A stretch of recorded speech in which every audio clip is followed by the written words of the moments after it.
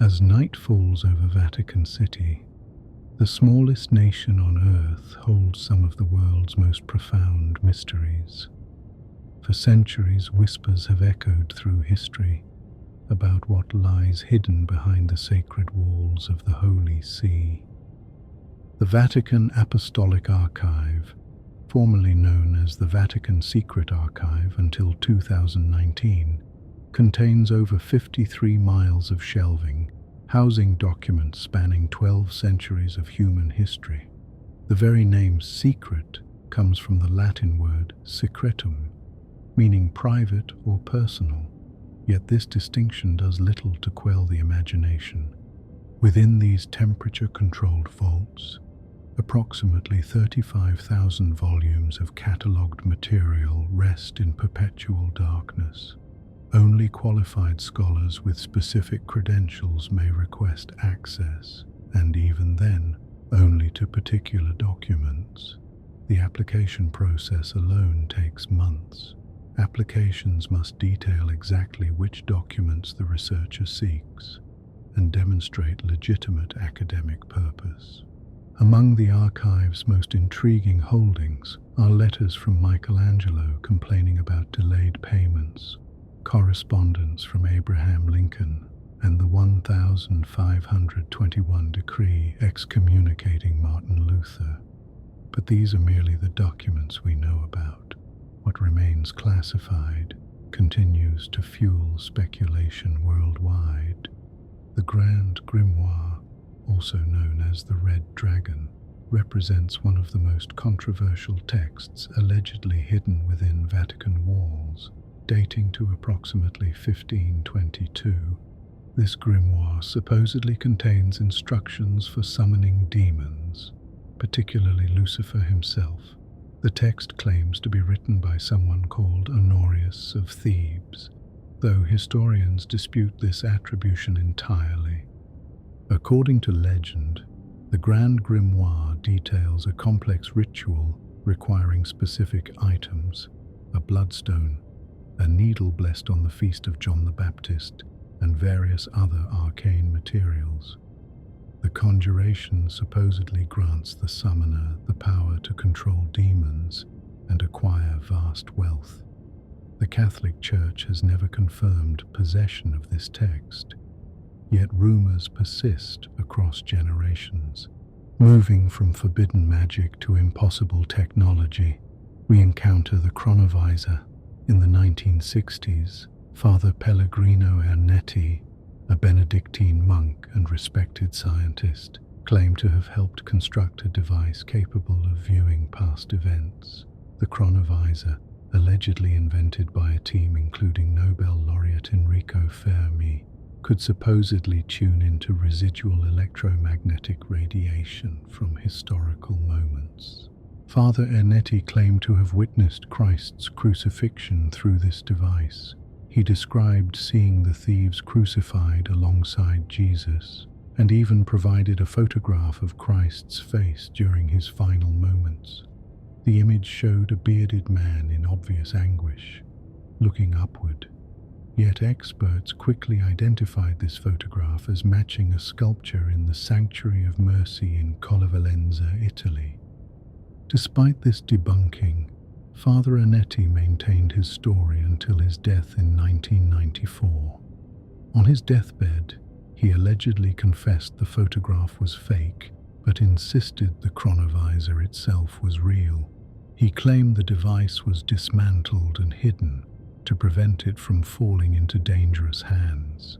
The Vatican has never acknowledged the existence of such technology. The concept raises profound theological questions. If one could view the past with certainty, what would this mean for faith, which requires believing without seeing? Could such a device verify or challenge religious historical accounts? These questions remain purely theoretical, as no evidence of the Chronovisor has ever surfaced. Beneath St. Peter's Basilica lies another mystery: the Vatican Necropolis, literally the city of the dead. This ancient Roman burial ground extends several levels below the basilica floor, unknown to most visitors who walk above. The necropolis wasn't discovered until excavations began in 1939 under the orders of Pope Pius XII. The excavation revealed a stunning underground complex. 2 levels of mausoleums line ancient streets, containing both pagan and early Christian burials side by side. The walls display intricate mosaics and frescoes, some depicting Christ as the sun god Apollo, others showing Dionysian imagery. This syncretism, the blending of pagan and Christian symbolism, reveals the complex religious landscape of early Rome. Among these tombs, archaeologists sought the burial place of Saint Peter himself. According to tradition, Peter was crucified upside down in Nero's circus, roughly where the basilica now stands, around 64 CE. Early Christians supposedly buried his remains nearby, marking the spot that would eventually become Christianity's most sacred church. The excavations uncovered a simple grave beneath the papal altar, surrounded by other burials and graffiti reading, "Peter is here." In 1953, further investigation revealed bones wrapped in purple cloth with gold thread. Analysis suggested they belonged to a robust man in his 60s or 70s, consistent with descriptions of Peter. Pope Paul VI announced in 1968 that the bones had been identified in a manner which we can consider convincing. Yet controversy persists. Some scholars argue the evidence remains circumstantial. The bones were not found in their original location but in a nearby cavity, mixed with animal bones and soil. They could belong to anyone from that era. Nevertheless, for believers, this tomb represents a direct physical connection to Christianity's foundation. The Necropolis tour, limited to small groups, takes visitors through this underground city. The temperature drops noticeably as you descend. The air grows heavy with age and moisture. Walking these ancient streets, surrounded by 2,000-year-old tombs, creates an atmosphere unlike anywhere else on Earth. This is where Rome's past and Christianity's present converge in darkness. Ascending back to the Renaissance, we encounter mysteries of a different nature. The sudden death of Pope John Paul I, born Albino Luciani, remains one of the Vatican's most controversial modern events. Elected on August 26, 1978, he died just 33 days later, making his papacy one of the shortest in history. The official cause of death was listed as myocardial infarction, a heart attack, yet the circumstances surrounding his death raised immediate suspicions. The Vatican's initial statements contained contradictions. First, they said his secretary found him, then that a nun discovered his body. They stated he was reading, then that he was not. These inconsistencies, combined with the refusal to perform an autopsy, ignited conspiracy theories that persist today. John Paul I had plans to investigate the Vatican Bank, officially known as the Institute for Religious Works. The bank had become entangled with questionable financial institutions, particularly Banco Ambrosiano, and its chairman Roberto Calvi, nicknamed God's Banker. Calvi himself would later be found hanging under London's Blackfriars Bridge in 1982, in a death officially ruled suicide, though many suspected murder. Let us now turn our attention to the symbols and sacred objects that fill the Vatican, ancient monuments and mysterious artifacts, each with stories spanning millennia. As you continue to relax, we explore the hidden meanings carved in stone and preserved in precious metals. The obelisk standing at the center of St. Peter's Square rises 83 feet into the Roman sky. This single piece of red granite, weighing approximately 330 tons, holds secrets spanning millennia. It was originally erected in Heliopolis, Egypt around 1800 BCE, a gift to Rome from Emperor Augustus.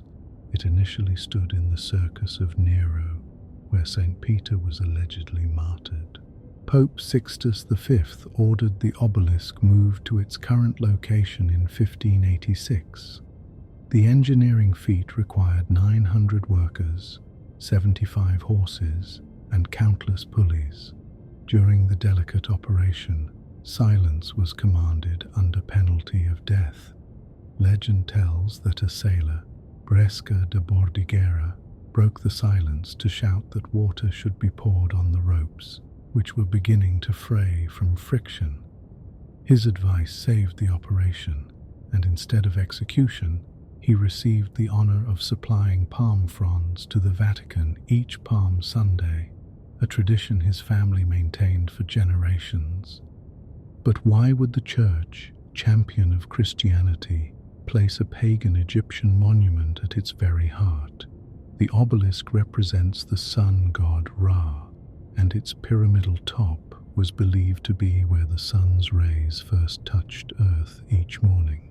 Some researchers suggest this placement symbolizes Christianity's triumph over paganism. Others point to a more syncretistic interpretation that the Church incorporated rather than rejected earlier religious traditions. The layout of St. Peter's Square itself, designed by Gian Lorenzo Bernini in the 1650s, forms an ancient solar symbol. When viewed from above, the square creates an 8-spoked wheel, with the obelisk at its center. This design mirrors sun wheels found in numerous ancient cultures, from Celtic crosses to Buddhist Dharma wheels. Some researchers claim this 8-spoked pattern specifically represents the Babylonian god Baal, though the Vatican maintains it simply represents the 8 Beatitudes. Standing in the square at certain times of year, particularly the equinoxes and solstices, the obelisk's shadow creates precise alignments with architectural features.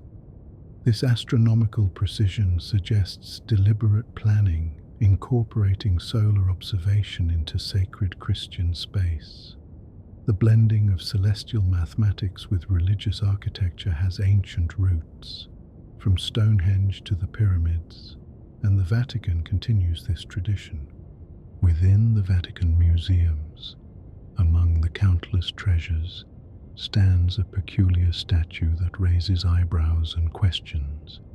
A bronze pine cone, nearly 13 feet tall, gives its name to the Court of the Pine Cone. This ancient Roman artifact, dating to the 1st or 2nd century CE, originally functioned as a fountain, spouting water from a pipe at its top. The pine cone holds profound symbolic significance across cultures. In ancient Rome, it represented eternal life and regeneration, because pine trees remain green through winter, and their cones contain seeds of new life. But the symbolism goes deeper. Many observers note the pine cone's remarkable resemblance to the human pineal gland, the small endocrine organ located deep within the brain.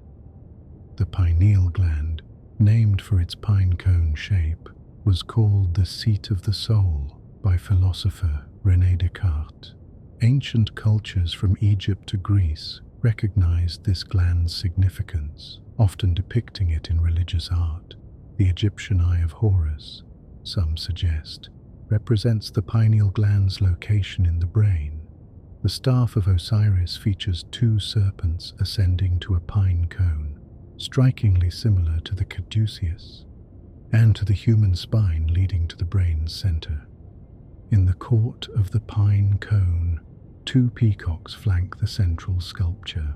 These birds, with their iridescent plumage and distinctive calls, held specific meaning in early Christian symbolism. Their flesh was believed not to decay after death, making them symbols of immortality and resurrection. The peacock's many-eyed tail feathers represented the all-seeing church, yet peacocks also belonged to Juno, queen of the Roman gods. Another instance of pagan imagery absorbed into Christian context. The papal regalia itself, the distinctive clothing and accessories worn by the Pope, contains elements that some researchers trace to pre-Christian origins. The zucchetto, the small skull cap worn by Catholic clergy, comes in different colors depending on rank. The Pope wears white, cardinals red, bishops purple, and priests black. But some historians suggest this cap's origins lie with the priests of Cybele, a Phrygian goddess whose worship spread throughout Rome. Cybele's priests, called Galli, wore distinctive conical caps during religious ceremonies. The transition from pagan priesthood to Christian clergy involved numerous adaptations of existing religious structures. As Christianity spread through the Roman Empire, it absorbed and transformed local traditions, making conversion more palatable to existing populations. Whether the zucchetto directly descends from these pagan caps remains debated, but the visual similarity is undeniable. Even more striking is the papal mitre, the tall pointed hat worn during liturgical ceremonies. This distinctive headpiece, with its shield-like shape and two ribbons hanging down the back, marks the highest ranks of Catholic clergy. Yet some researchers point to ancient Mesopotamia, where priests of the god Dagon wore fish-shaped headdresses. The fish god connection isn't entirely surprising, given Christianity's adoption of the fish symbol and Peter's role as a fisherman. But the suggestion that the papal mitre directly copies pagan priesthood regalia remains controversial. The Easter celebration itself, Christianity's most important holiday, contains elements that predate Christianity by centuries. The name Easter likely derives from Eostre or Ostara, a Germanic goddess of spring and dawn. Her festival coincided with the spring equinox, celebrating renewal and rebirth after winter's death. The symbols associated with Easter, eggs and rabbits, connect to fertility and new life, themes universal to spring festivals across cultures. Eggs represented birth and potential in numerous ancient traditions. Persians painted eggs for their New Year celebration, which occurred at the spring equinox. Egyptians and Greeks placed eggs in tombs. Romans celebrated the spring equinox with egg-related rituals. The rabbit or hare, known for rapid reproduction, symbolized fertility and abundance. The Saxon goddess Eostre's sacred animal was reportedly the hare. The Catholic Church maintains that Easter's date, calculated based on the lunar calendar and spring equinox, relates to Passover, during which Jesus was crucified. This is historically accurate, as the Last Supper was a Passover meal. Yet the integration of pre-Christian spring symbolism into Easter celebrations reveals how Christianity adapted to and incorporated existing cultural practices. This syncretism helped Christianity spread by allowing converts to maintain familiar traditions within new theological frameworks. Christmas presents perhaps an even clearer example. December 25th appears nowhere in the Bible as Christ's birth date. Early Christians didn't celebrate birthdays, considering them pagan customs. The date was chosen in the 4th century, coinciding with the Roman festival of Saturnalia and the birthday of Saul Invictus, the unconquered sun. Saturnalia, celebrated from December 17th to 23rd, involved gift-giving, feasting, role reversals, and general merriment. Homes were decorated with greenery, candles and lamps lit everywhere, symbolizing the return of longer days after the winter solstice.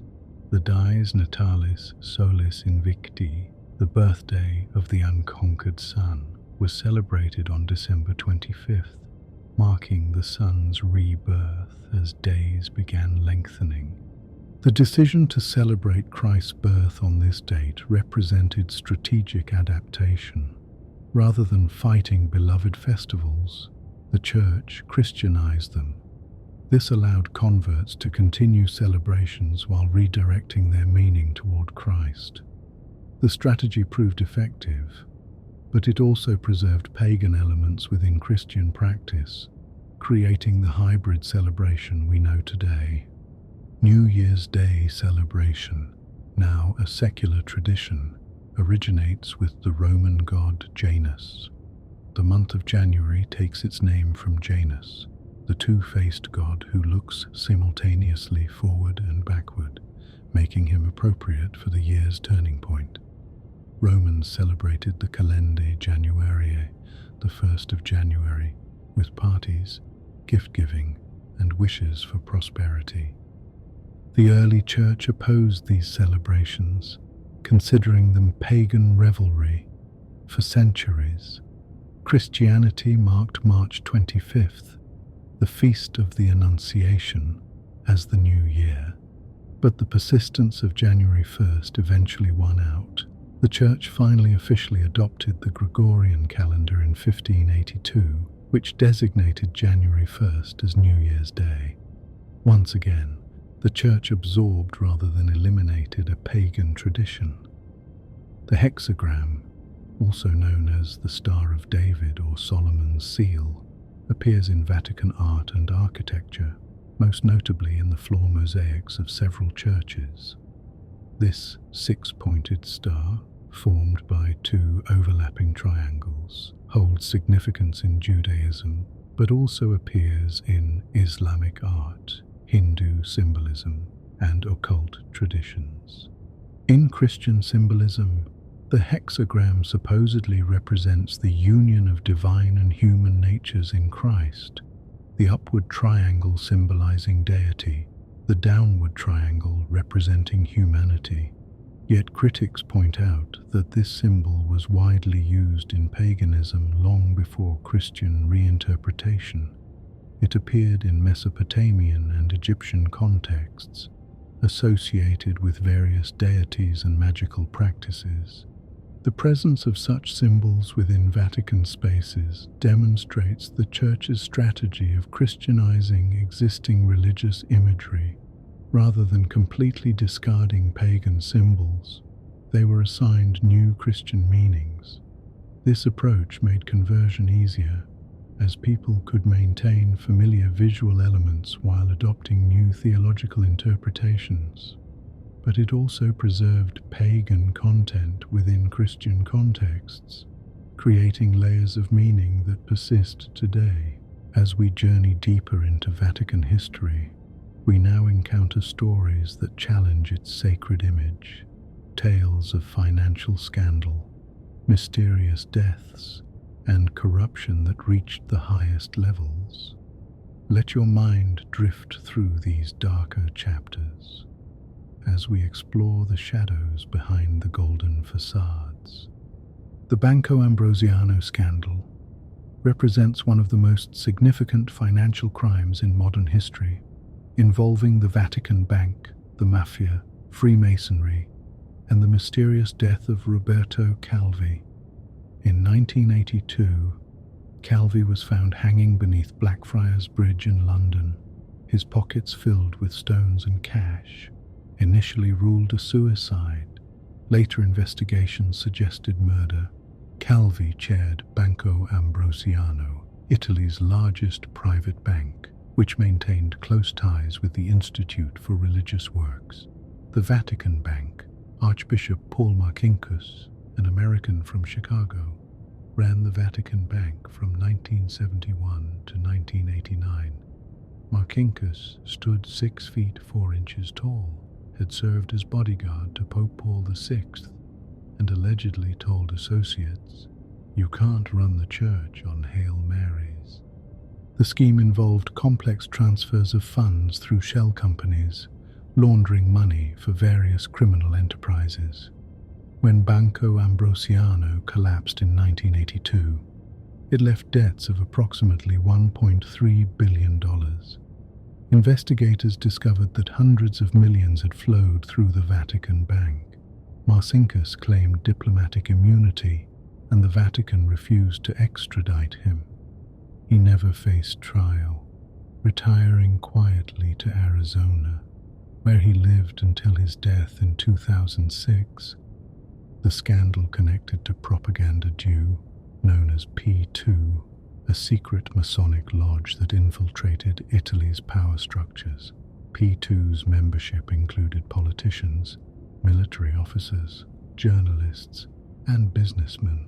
The lodge allegedly orchestrated a shadow government, planning a coup to establish authoritarian rule. When authorities raided the home of P2's leader, Licio Gelli, in 1981, they found a list of 962 members, including prominent Vatican officials. This conspiracy reached its tentacles into the highest levels of Vatican administration, connecting to the death of Pope John Paul I, whose 33-day papacy had promised to investigate the Vatican Bank. His successor, Pope John Paul II, commissioned Cardinal Joseph Ratzinger, the future Pope Benedict XVI, to investigate, but many questions remained unanswered, protected by Vatican secrecy and diplomatic immunity. The Croatian Ustasha regime, allied with Nazi Germany during World War II, committed horrific atrocities, including mass executions of Serbs, Jews, and Roma people. After the war, the Vatican's role in helping Nazis and Ustasha members escape prosecution became known as the Ratline. Various clergy members, including some in the Vatican, provided false documents and passage to South America. Allegations persist that Croatian Ustasha gold, looted from victims in the Yugoslav state, found its way into Vatican bank accounts. This so-called Nazi gold was never returned to its rightful owners or their descendants. The Vatican has consistently denied these allegations, refusing independent audits that could confirm or refute the claims. Diplomatic immunity and sovereign status protect the Vatican from external investigation. In 1998, the Swiss Guard, the colorful uniformed soldiers who protect the Pope, experienced its own scandal. On May 4th, Commander Alois Estermann and his wife Gladys were shot dead in their Vatican apartment. Also killed was Corporal Cedric Tournay, a 23-year-old guardsman. The Vatican immediately declared it a murder-suicide, claiming Tournay killed the couple before turning the gun on himself. But numerous inconsistencies plagued the official narrative. Tournay was scheduled to receive a decoration the next day. He had no apparent motive. No suicide note was found. Witnesses reported seeing Tournay in good spirits hours before. Some suggested Estermann, rumoured to have connections to the Stasi, East Germany's secret police, was the real target.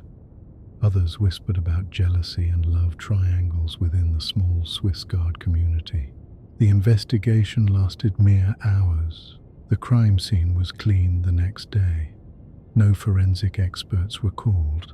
The Pope personally approved the murder-suicide conclusion without seeing evidence. Tournay's mother has spent decades fighting for a proper investigation, claiming her son was framed. The truth remains buried behind Vatican walls. The Vatileaks scandal of 2012 exposed internal corruption and power struggles. Pope Benedict XVI's butler, Paolo Gabriele, secretly copied thousands of confidential documents, which he leaked to journalists, The documents revealed financial corruption, favoritism, conflicts over Vatican governance, and plots against Benedict himself. Gabriele claimed he acted to expose corruption, hoping to inspire reform. He told investigators he saw evil and corruption everywhere in the church. His trial revealed deep divisions within the Vatican, with various factions vying for power and control. Benedict ultimately pardoned Gabriele, who served only a few months in prison. But the damage to the Vatican's image was severe. The scandal contributed to Benedict's shocking decision to resign in 2013, becoming the first pope to voluntarily step down in nearly 600 years. Many believe the stress of internal corruption and resistance to his reform efforts made his position untenable. His resignation letter spoke of lacking strength, but Vatican insiders suggested darker pressures. Sexual abuse scandals have rocked the Catholic Church globally, but the Vatican's own handling of these cases, the secret files referred to as those under Canon 489, represent a systematic cover-up spanning decades. This canon deals with the Church's internal judicial process for abuse cases, creating a parallel legal system that operates outside civil law. For decades, bishops transferred known abusers between parishes where they found new victims. The Vatican maintained secrecy, claiming pastoral concern, but prioritizing institutional reputation over child safety. Cardinal Bernard Law of Boston, forced to resign after his cover-up of abuse became public, was given a prestigious position in Rome, a cushy retirement rather than accountability. In 2019, Pope Francis held a summit on abuse, acknowledging systematic failures. New protocols were promised, yet survivors and advocates argue the changes remain insufficient. The Vatican still resists full transparency, still claims diplomatic immunity when sued, still protects its own institution above victims. The true scope of abuse, and the Church's knowledge of it, remains hidden in those secret files.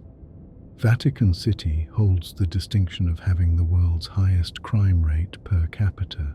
This startling statistic requires context. With a resident population of only about 800 people, but millions of annual visitors, even minor crimes create enormous per capita rates. Most crimes are petty theft, pickpocketing, and purse snatching by outsiders preying on tourists. But more serious crimes have occurred within the walls. In 1981, Mehmet Ali Arka shot Pope John Paul II in St. Peter's Square.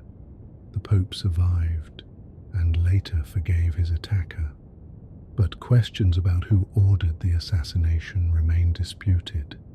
Arka claimed Bulgarian intelligence hired him, suggesting Soviet involvement.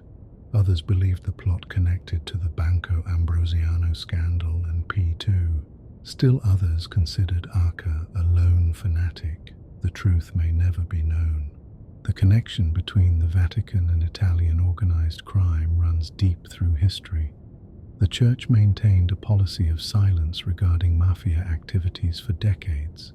Some suggest this silence represented tacit approval or even cooperation. The mafia styled itself as defender of traditional values and Catholic culture, while engaging in murder, extortion, and drug trafficking. Certain priests blessed mafia members, performed religious ceremonies for criminal families, and accepted donations from obviously illicit sources. The Church's hierarchy knew about these connections but did little to stop them. Only in recent decades have popes begun explicitly condemning the mafia, with Pope Francis excommunicating mafia members in 2014, a step that should have been taken generations earlier. Prostitution rings operating within Vatican City itself emerged in multiple scandals. In 2010, a member of the Papal choir and a Vatican usher were implicated in organizing escorts for Vatican officials and visitors. Allegations suggested some clergy were being blackmailed over sexual encounters arranged through these networks. The scandal revealed how easily corruption could flourish behind the Vatican's walls.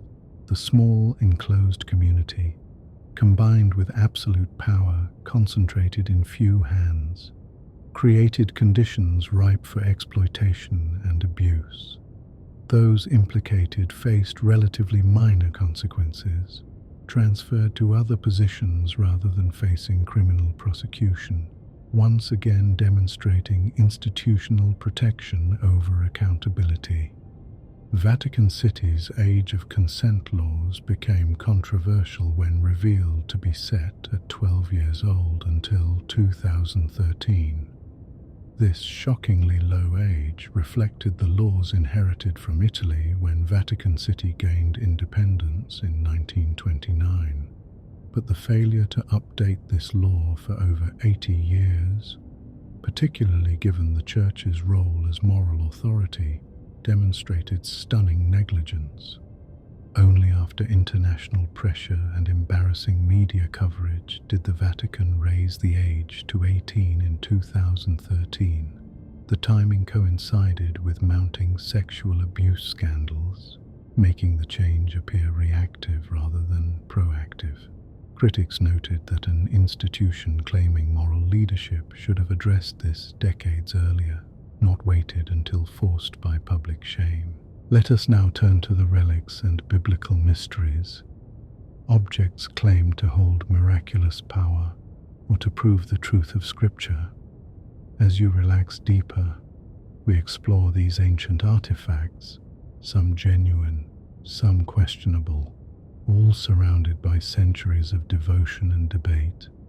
Among the Vatican's most precious possessions and most controversial claims are the relics connected to Christ himself, objects that supposedly touched Jesus, fragments of the cross, thorns from the crown, and most famously, the burial cloth known as the Shroud of Turin. The Shroud of Turin, though not technically held by the Vatican, but by the Archdiocese of Turin, represents one of Christianity's most studied and debated artifacts. This linen cloth, measuring 14 feet long and 3 feet wide, bears the faint image of a crucified man, showing wounds consistent with gospel accounts of Jesus' crucifixion.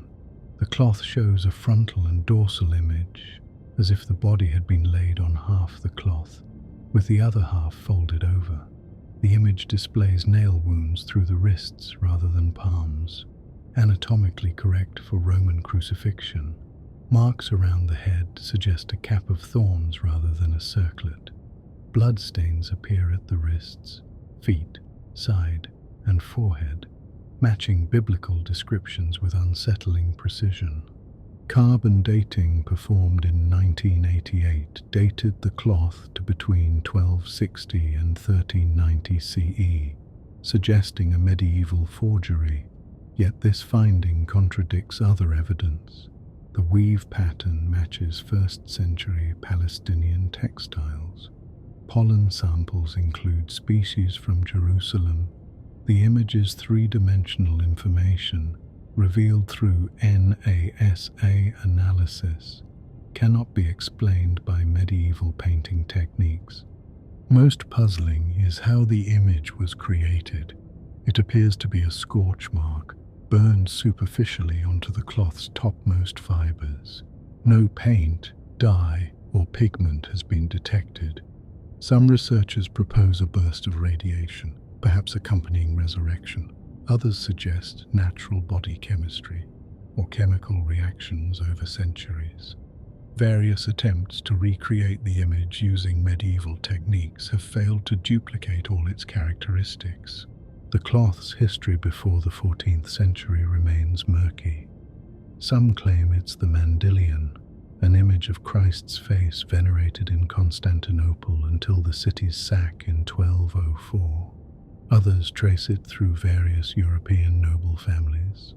The documented history begins in the 1350s, when it appeared in Lille, France. The Bishop of Troyes declared it a forgery, claiming an artist had confessed to creating it. Yet no artist was ever identified. Pope John Paul II called the shroud a mirror of the gospel, stopping short of declaring it authentic. The Church's position remains officially neutral, allowing veneration while not requiring belief. This diplomatic stance acknowledges both scientific uncertainty and religious significance. The shroud remains one of the most studied artifacts in history, yet its mysteries persist. Some researchers claim the shroud contains writing, barely visible letters and words that might constitute Jesus' death certificate. These alleged inscriptions supposedly include Latin, Greek, and Hebrew text, referencing Jesus of Nazareth, crucifixion, and other details. However, most scholars cannot verify these letters exist, suggesting pareidolia, seeing patterns where none exist. The human mind excels at finding meaning in random marks, especially when motivated by faith. The true cross, upon which Jesus was supposedly crucified, has an even more fragmented history. Literally, Saint Helena, mother of Emperor Constantine, allegedly discovered the cross during a pilgrimage to Jerusalem around 326 CE. According to legend, 3 crosses were found at Golgotha. To identify Christ's cross, a dying woman was touched with each. When she touched the 3rd cross, she was instantly healed. Helena supposedly brought pieces of the true cross back to Rome, where they were enshrined and venerated. Over centuries, fragments of the true cross spread across Christendom. Churches and cathedrals acquired splinters and pieces, treating them as precious relics. By the Renaissance, skeptics noted that if all claimed true cross fragments were authentic, they would constitute a forest, not a single cross. The Vatican holds its own true cross fragments, including a substantial piece gifted to King Charles III for his 2023 coronation. The gift highlighted the Vatican's diplomatic role and the enduring power of relics as symbols, regardless of their historicity. Carbon dating of true cross fragments has proven difficult, as many have been touched, kissed, and contaminated by countless pilgrims over centuries. The historical existence of crucifixion wood from Christ's execution remains unverifiable. Crucifixion was common in 1st century Judea. Romans typically reused crosses. Victims' bodies were usually left to rot or thrown into mass graves. The Gospel accounts of Joseph of Arimathea claiming Jesus' body represent an exceptional case, requiring Pilate's permission. That the cross would be preserved and identified centuries later strains credulity. Yet for believers, faith transcends archaeological verification. The Ark of the Covenant, one of the Bible's most powerful artifacts, has been lost since the Babylonian destruction of Solomon's temple in 587 BCE. This gold-covered chest, containing the stone tablets of the 10 Commandments, Aaron's rod, and a pot of manna, represented God's presence among the Israelites. The Book of Revelation mentions the Ark, suggesting it holds eschatological significance. Various theories propose the Ark's location. Ethiopian Christians claim it rests in Aksum, guarded by a single monk who sees it once in his lifetime. Others suggest it lies beneath Temple Mount in Jerusalem, hidden before the Babylonian invasion. Some believe it was taken to Egypt or hidden in caves near the Dead Sea, and of course, some think it resides in the Vatican secret archives. The theory of Vatican possession suggests the Ark was captured during the sack of Jerusalem, either by Babylonians or later by Romans under Titus in 70 CE. The Arch of Titus in Rome depicts Roman soldiers carrying the temple's golden menorah, proving they looted sacred objects. If the Ark survived until this second destruction, Romans might have taken it to Rome, where it eventually came into church possession. No evidence supports this theory. The Vatican has never claimed to possess the Ark. No historical documents describe its transfer to Rome. The theory relies entirely on speculation, yet it persists, fed by the Vatican's secrecy and the human desire for mysteries solved. The Ark's location remains one of archaeology's greatest enigmas. Whether it survived at all or was destroyed in ancient wars remains unknown. Another theory suggests the Vatican holds treasures from Solomon's temple, particularly the golden menorah. The seven-branched candelabrum symbolized God's presence in the temple, and its whereabouts after Rome's conquest fascinates historians and believers alike. The Arch of Titus clearly shows Romans taking the menorah to Rome, but its subsequent fate remains mysterious. Some believe the menorah was melted down for its gold. Others think it was lost when Vandals sacked Rome in 455 CE. A third theory suggests it remains hidden in the Vatican, too sacred or too politically sensitive to display. If genuine temple artifacts exist in Vatican possession, their revelation would have enormous historical and religious significance, potentially reigniting conflicts over Jerusalem's holy sites. St. Peter's bones present a more grounded mystery, yet one still debated by scholars. The tradition holds that Peter, crucified upside down during Neronian persecution, was buried nearby on Vatican Hill. Early Christians venerated this spot, leading Constantine to build the first St. Peter's Basilica directly above the grave in the 4th century. The 1939 excavations beneath the basilica, ordered by Pope Pius XII, sought to verify this tradition. Archaeologists discovered a 2nd century shrine, marking a 1st century grave. Graffiti nearby included phrases like, "Peter is within," and "Victory to Peter who is in heaven." These inscriptions suggested early Christians believed Peter's burial site had been correctly identified. In a niche near this shrine, wrapped in purple fabric with gold thread, investigators found bones of a robust elderly man. No bones from the feet were present, consistent with crucifixion, where feet were sometimes left on the cross. However, the bones were mixed with others, including animal bones and soil from the adjacent wall, making definitive identification impossible. Pope Paul VI's 1968 announcement that the bones had been identified in a manner we can consider convincing satisfied many believers, but left scholars skeptical. The evidence remains circumstantial, based on location, wrapping, and ancient graffiti, not DNA or definitive proof. Yet for pilgrims who visit St. Peter's tomb, faith needs no further verification. The bones represent a tangible connection to Christianity's foundation, a link across 2 millennia. The practice of venerating body parts, treating saints' remains as sacred objects with miraculous power, extends throughout Catholic tradition. Churches compete to possess relics, treating them as spiritual treasures and tourist attractions.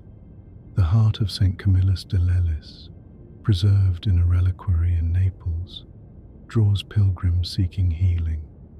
The brain of St. John Bosco, stolen in 2017 and recovered days later, demonstrates the monetary value attached to these remains.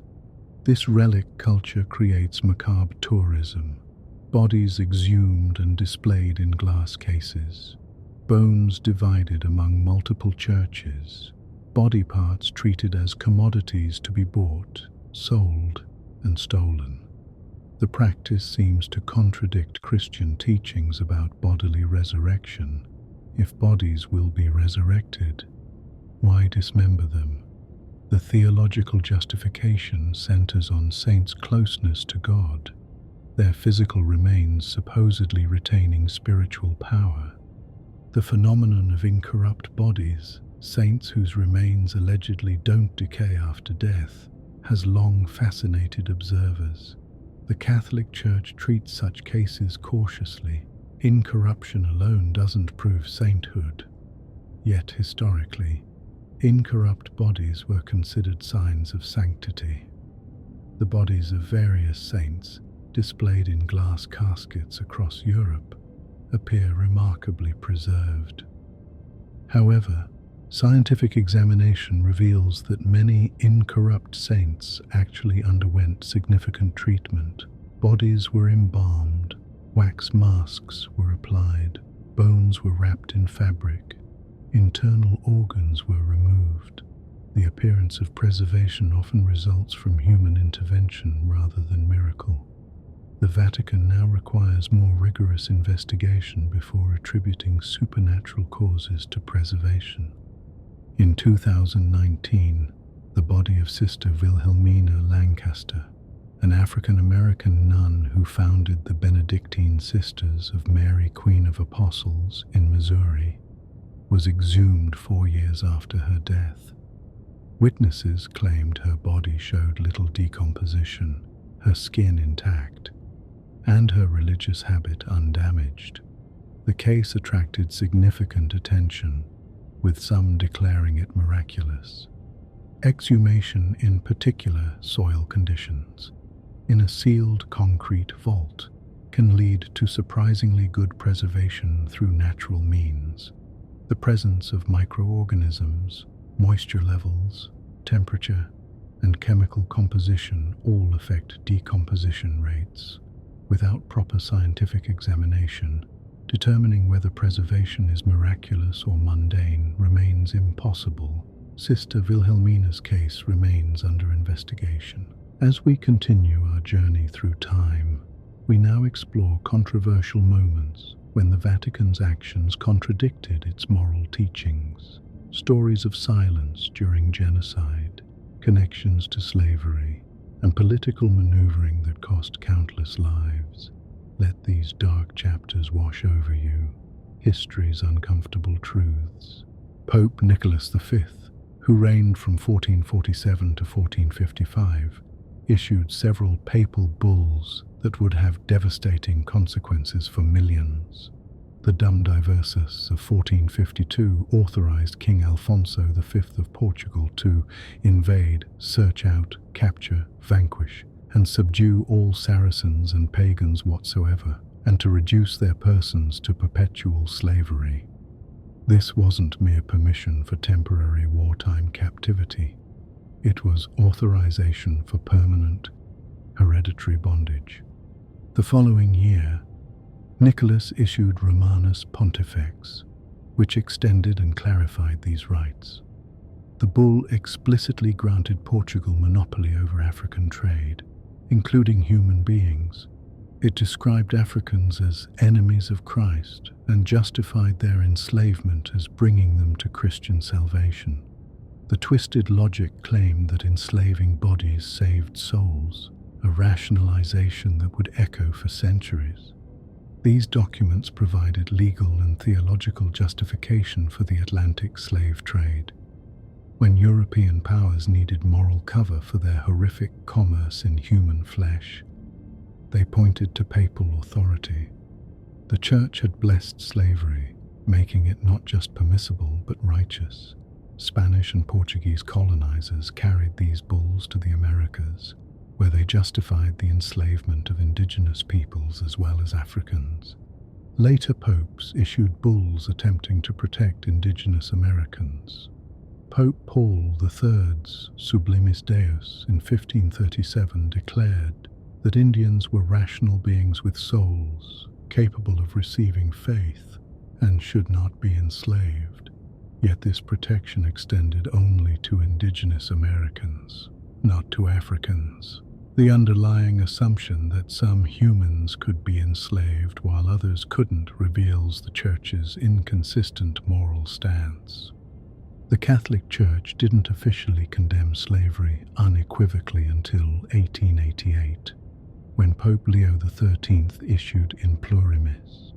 By then, most nations had already abolished the practice. The Church followed rather than led on this fundamental moral question. The historical record shows religious authority used to justify rather than prevent one of history's greatest evils. The Vatican's actions during the Holocaust present another troubling chapter. Pope Pius XII, who led the Church from 1939 to 1958, maintained public silence about Nazi atrocities, even as detailed reports reached the Vatican about mass murders of Jews. His defenders argue he worked quietly behind the scenes, that public condemnation would have endangered Catholics in Nazi territories, that the Church saved thousands through covert action. Critics counter that moral leadership requires public stands, especially when millions face extermination. Other religious leaders spoke out. The Dutch bishop's public protest in 1942 led to intensified persecution, but demonstrated moral courage. Protestant leader Dietrich Bonhoeffer actively resisted, ultimately paying with his life. The Church's failure to similarly risk itself suggests institutional preservation trumped moral obligation. Evidence shows the Vatican knew about the Holocaust's scope relatively early. Reports from nuncios, papal ambassadors in various countries, described mass shootings and death camps. In 1942, the Vatican received detailed accounts of the final solution. Yet Pius XIII's public statements remained vague, condemning violence in general terms without naming perpetrators or victims. The Pope's 1942 Christmas message mentioned hundreds of thousands who, through no fault of their own, sometimes only because of their nationality or race, have been consigned to death or slow decline. This oblique reference, without mentioning Jews specifically, exemplifies the Vatican's cautious approach. Compare this to his forceful protests when the Nazis invaded Belgium, a Catholic country. The inconsistency reveals priorities. After the war, the Vatican helped certain Nazis escape justice through the Ratlines, routes to South America using false documents often provided by Catholic clergy. Adolf Eichmann, Klaus Barbie, and others used these networks. While individual priests acted independently, the pattern suggests institutional knowledge if not approval.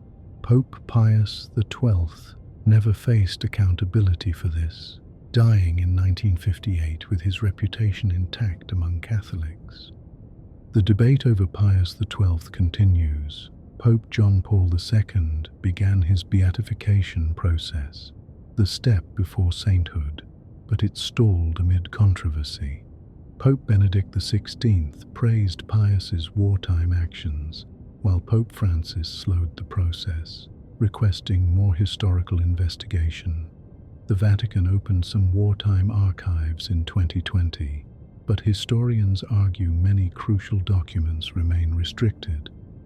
Moving from Europe to Africa, the Church's role in the 1994 Rwanda genocide presents another moral failure. Rwanda was overwhelmingly Christian, about 65% Catholic when ethnic violence erupted between Hutus and Tutsis. The genocide killed approximately 800,000 people in just 100 days. Many murders occurred in churches where victims sought sanctuary. Catholic priests and nuns participated in the genocide, some actively killed, Others identified Tutsis to Hutu militias. Father Athanasi Saromba ordered his church bulldozed with 2,000 Tutsis inside, then had the survivors shot. Sister Gertrude and Sister Maria Kisito were convicted of supplying gasoline to burn refugees alive. These weren't isolated incidents. They revealed how thoroughly ethnic hatred had infected the church. The institutional church's response proved inadequate. The Rwandan Archbishop, Vincent Nsengiyumva, served on the Central Committee of the ruling party that orchestrated genocide. Rather than condemning the violence, much of the church hierarchy remained complicit through silence or active participation. Some bishops and priests did shelter victims, risking their own lives, but the institution failed catastrophically. After the genocide, the Vatican resisted calls for accountability. Priests accused of participation were transferred to other countries, particularly France and Belgium. Where extradition proved difficult, the Church protected its own rather than delivering them to justice. Pope John Paul II visited Rwanda in 1990, but didn't return afterward to address the Church's role, though he did apologize in general terms. In 2017, Pope Francis met with Rwanda's president and apologized for the Church's failures, acknowledging that some clergy participated in the genocide, yet critics argue this came far too late and still didn't include concrete steps toward justice or institutional reform. The pattern repeats: moral failure during crisis, delayed acknowledgement, insufficient accountability. The American Civil War presented another instance of Vatican political maneuvering. In 1863, Pope Pius IX sent a letter to the illustrious and Honorable Jefferson Davis, President of the Confederate States of America.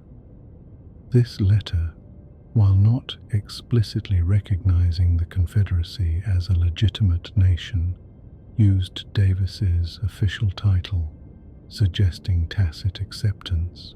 The Confederate government celebrated this as diplomatic recognition, though the Vatican claimed it was merely personal correspondence. The Pope's letter encouraged Davis toward peace, but made no mention of slavery, the war's central moral issue. Once again, the Church prioritized diplomatic relations over moral clarity on human bondage. Northern Catholics felt betrayed, many fighting for the Union. The Vatican's apparent sympathy for the Confederacy undermined claims of moral leadership. Archbishop John Hughes of New York had to work to repair Catholic-Union relations, arguing the Pope's letter carried no official weight. But damage was done, revealing the Church's willingness to accommodate even slave-holding governments for political advantage. The Vatican's relationship with Italian fascism under Mussolini also raises troubling questions. The 1929 Lateran Treaty, which established Vatican City as an independent state, was negotiated with Mussolini's government. The agreement gave the Church territorial sovereignty, financial compensation, and recognition of Catholicism as Italy's state religion. In exchange, the Vatican recognized Italian sovereignty over territories it had previously claimed. This pragmatic deal with a fascist dictator demonstrated the Church's willingness to negotiate with authoritarian regimes. The Vatican maintained diplomatic relations with Mussolini throughout his rule, even as he allied with Hitler and enacted racial laws. The Church's criticism remained muted, prioritizing its institutional interests over opposition to fascism. The period from 1871 to 1929, when popes refused to leave Vatican territory, demonstrates the Church's stubborn response to losing temporal power. After Italian unification eliminated the Papal States, Popes declared themselves prisoners of the Vatican, refusing to acknowledge Italian authority. This self-imposed captivity lasted 58 years, during which popes never left the Vatican grounds. This period seems petty in retrospect, spiritual leaders sulking over lost political power. The popes could have left. They chose not to, making a political statement that prioritized territorial claims over pastoral duties. Only when Mussolini offered favorable terms did the Vatican finally accept the new political reality, demonstrating that principle mattered less than practical advantage. The Vatican's vast wealth, accumulated over centuries, stands in stark contrast to Christ's teachings about poverty and simplicity. Estimates of Vatican assets vary wildly, from billions to hundreds of billions. The exact figures remain secret, protected by the Vatican's sovereign status and lack of financial transparency. The Vatican Bank, officially the Institute for Religious Works, manages assets estimated between $4 and $15 billion, but this represents only part of the Church's holdings: real estate across Rome and worldwide, art collections of incalculable value, gold reserves, stocks, and investments create a financial empire. Peter's pence, donations from the faithful intended for charity, have been used to cover budget shortfalls and questionable investments. The contrast between accumulated wealth and the poverty of millions of Catholics worldwide creates obvious hypocrisy. Jesus told the rich young ruler to sell everything and give to the poor, yet the institution claiming to represent Jesus hoards treasures. The rationalizations about preserving art and supporting charitable works ring hollow when viewing the opulent displays of wealth throughout Vatican City. The Vatican's involvement in the ivory trade represents another ethical failing. For centuries, the Church commissioned carved ivory objects, from crucifixes to elaborate altarpieces. This demand fueled elephant slaughter across Africa and Asia. Even as elephant populations crashed and international conventions sought to ban ivory trade, the Vatican refused to participate in CITES, the Convention on International Trade in Endangered Species. Only in 2022 did the Vatican finally agree to CITES protocols, centuries after beginning its ivory consumption and decades after most nations recognized the necessity of protection. This delayed action demonstrates the Church's slow response to environmental and ethical concerns, prioritizing tradition and aesthetics over ecological responsibility. Now we turn to more recent mysteries and modern controversies. Stories of UFO sightings, extraterrestrial speculation, and theories that blend ancient theology with science fiction. As you drift deeper into relaxation, let your imagination explore these contemporary enigmas. In recent years, a new category of Vatican mystery has emerged: claims of extraterrestrial contact, UFO sightings, and alleged evidence hidden in the Church's archives. While most historians dismiss these theories as fantasy, they reflect contemporary anxieties and questions about humanity's place in the universe. David Grush, a former US intelligence officer, made headlines in 2023 with extraordinary claims about UFO recoveries. Among his allegations, he stated that the first modern UFO crash recovery occurred in Italy in 1933. During Benito Mussolini's fascist regime. According to Grush, the Italian government recovered a non-human craft, which they kept secret. The Vatican allegedly learned of this recovery and informed the United States after World War II. This story connects to Project Magenta, an alleged Italian program to study the recovered craft. Supposedly, Mussolini wanted to reverse engineer the technology for military advantage. When the Allies invaded Italy, American intelligence became aware of the program. The craft and associated materials were transported to the United States, beginning America's own UFO recovery programs. The Vatican's role in this narrative remains vague. Some versions suggest the Church merely knew about the crash.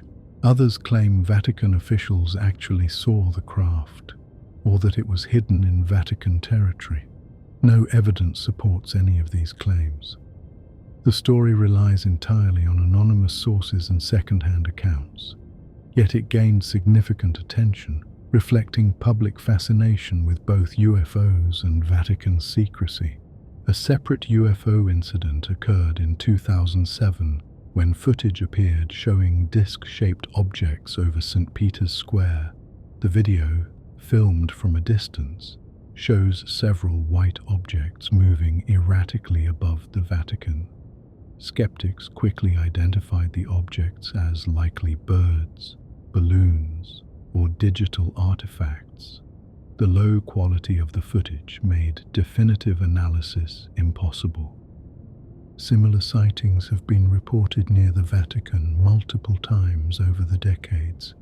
In 1954, Italian newspapers reported UFO sightings across Rome, including near the Vatican. In 1978, witnesses claimed to see lights hovering over St. Peter's Basilica. Each incident generated excitement, but subsequent investigation found prosaic explanations or insufficient evidence to draw conclusions. The notion of Vatican involvement with extraterrestrials connects to broader theories about religious texts and alien contact. Some researchers claim that angels described in the Bible were actually extraterrestrial beings. The chariots of fire mentioned in Scripture become spacecraft. The pillar of cloud and fire that led the Israelites becomes a UFO. This ancient astronaut theory, popularized by authors like Erich von Däniken, reinterprets religious miracles as alien interventions. The Book of Enoch, considered apocryphal by most Christians but canonical in Ethiopian Orthodox Christianity, describes the Watchers, angels who descended to earth and mated with human women, producing the Nephilim, giants who brought knowledge and corruption to humanity. Ancient astronaut theorists interpret these Watchers as extraterrestrials and the Nephilim as human-alien hybrids. The Book of Enoch was excluded from the Catholic Bible, though it was widely read in early Christianity. This exclusion fuels speculation that the Church suppressed texts describing alien contact.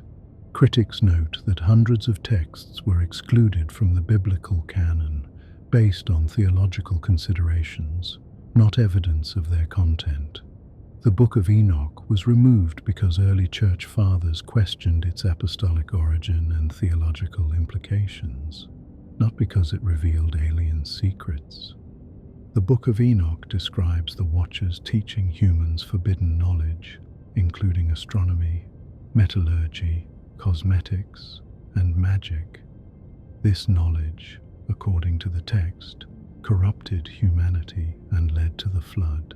Some interpret this as aliens sharing advanced technology, while traditional theology views it as fallen angels transgressing divine boundaries. Either interpretation raises questions about hidden knowledge and who controls access to it.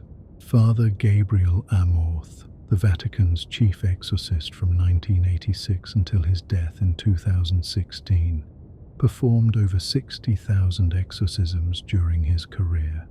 He made numerous provocative statements, claiming that Satan inhabited the Vatican, that sexual abuse scandals were the work of demons, and that yoga was dangerous because it led to Hinduism and evil. Regarding UFOs, Father Amorth stated that extraterrestrials exist, but distinguished them from demons. He noted that the universe is vast, and God could have created life elsewhere. This view aligns with statements from other Vatican astronomers. The Church's position on extraterrestrial life has become surprisingly open. Jesuit astronomers working at the Vatican Observatory have stated that discovering alien life would not contradict Christian theology. Brother Guy Consolmagno, director of the Vatican Observatory, stated in interviews that he would baptize an alien if they requested it. He noted that if intelligent extraterrestrials exist, they too would be God's creation, possibly without original sin. This theological flexibility regarding aliens stands in contrast to the Church's historical rigidity on other scientific matters. The Vatican Observatory itself, with facilities in Italy and Arizona, represents the Church's long engagement with astronomy. The Church maintains that studying the universe reveals God's creation. Contrary to popular belief, the Catholic Church accepts evolution, the Big Bang theory, and modern cosmology. The Galileo controversy, where the Church persecuted the astronomer for supporting heliocentrism, remains a source of embarrassment, but the Vatican now officially acknowledges it was wrong. Claims of ancient texts describing alien contact hidden in the Vatican archives lack evidence. The archives contain primarily administrative documents, correspondence, and theological texts. While certain sections remain closed to researchers, the notion that revolutionary evidence of extraterrestrial contact hides within them belongs more to fiction than history. The phantom time hypothesis, proposed by German historian Heribert Illig in 1991, presents perhaps the most audacious historical conspiracy theory involving the Vatican. Illig claimed that approximately 300 years of the early Middle Ages, specifically 614 to 911 CE, never occurred.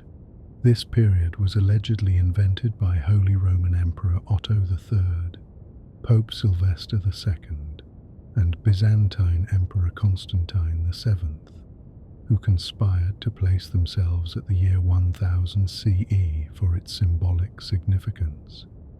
According to this theory, all medieval documents from this period are forgeries. All archaeological findings are misdated. Charlemagne never existed. The Carolingian Renaissance was invented. The theory requires a conspiracy spanning multiple kingdoms, cultures, and centuries, with thousands of people creating false documents, artifacts, and histories.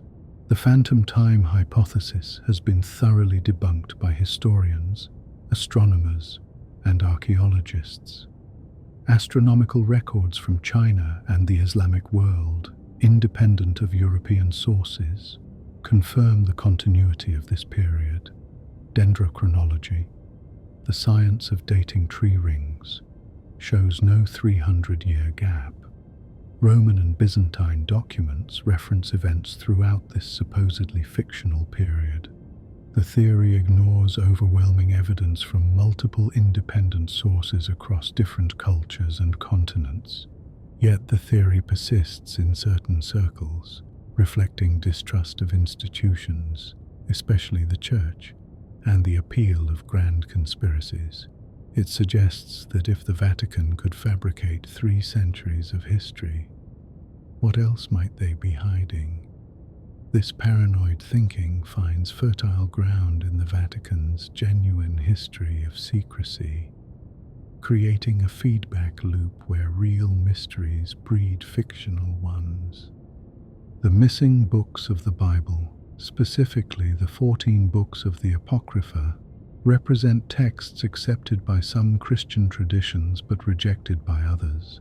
These books, including Tobit, Judith, Wisdom of Solomon, Sirach, Baruch, and 1 and 2 Maccabees, appear in Catholic and Orthodox Bibles. but were removed from Protestant versions. The exclusion of these books from Protestant Bibles occurred during the Reformation. Martin Luther and other reformers argued these texts lacked apostolic authority and contained theological problems. They weren't in the Hebrew Bible, having been written during the intertestamental period. Protestant traditions relegated them to a separate section or removed them entirely. Conspiracy theories suggest these books were removed because they contained dangerous knowledge or challenged church authority.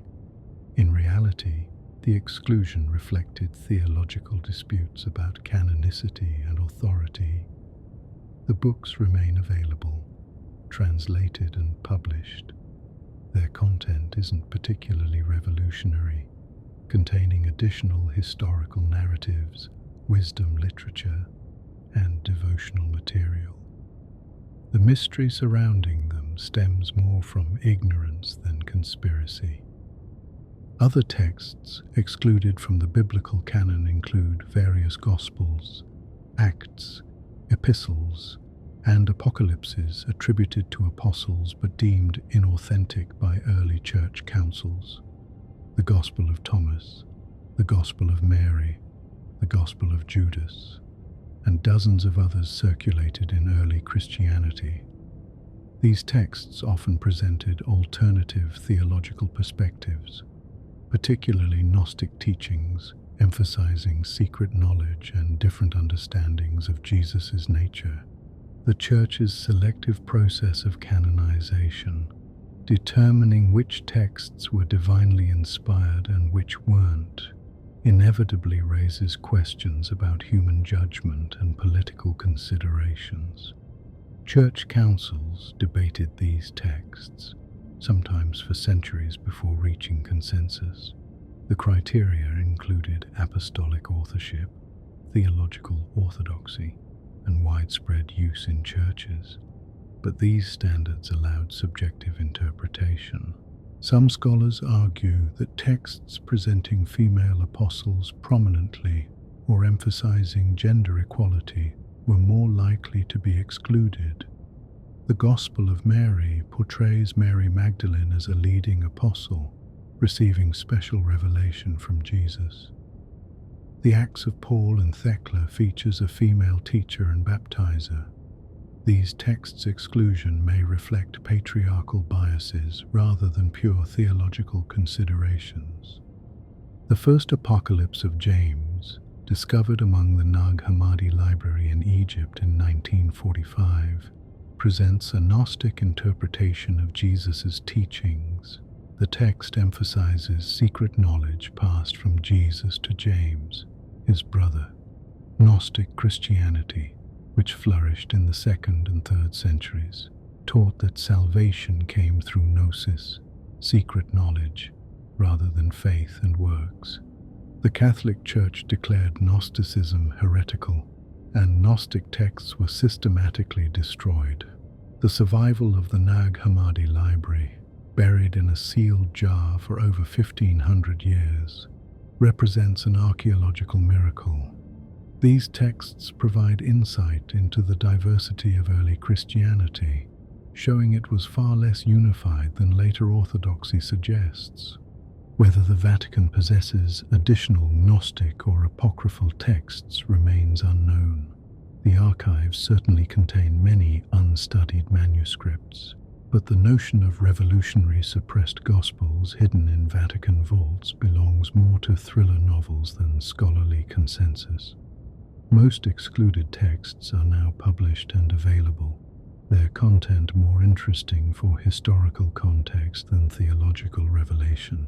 We now explore some of the Vatican's unusual treasures and peculiar historical artifacts. Strange objects collected over centuries, some sacred, some merely curious. As you sink deeper into rest, let these odd tales wash over you like a gentle tide. The Vatican Museum's house one of the world's most extensive art collections, but among the masterpieces and religious artifacts, visitors encounter some truly peculiar items. Emperor Nero's bathtub, carved from a single massive block of rare purple porphyry, sits in the round room. This mineral, found only in Egypt's eastern desert, was reserved for Roman emperors.